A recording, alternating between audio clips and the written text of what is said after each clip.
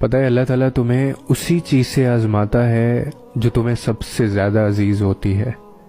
وہ تمہیں تمہاری من پسند چیز کے ہاتھوں بے بس کر دیتا ہے،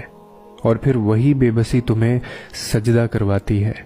اور تم اپنی فریاد لے کر جب اس کے آگے خالی جھولی پھیلاتے ہو تو وہ تمہیں نوازنے کی ٹھان لیتا ہے۔ ناممکن اللہ کے لیے کبھی بھی کچھ نہیں ہوتا، وہ ممکن تمہارے لیے بناتا ہے، اور جب تم مانگنے کا تسلسل نہیں توڑتے ہو نا، تب وہ بھی تمہیں دینے کا وسیلہ بنا رہا ہوتا ہے۔ تم اپنی مرضی سے دعا نہیں کرتے ہو، بلکہ اللہ تمہارے دل میں دعا کا خیال ڈالتا ہے، کیونکہ وہ تمہاری چاہت پر بہت پہلے سے راضی ہوتا ہے۔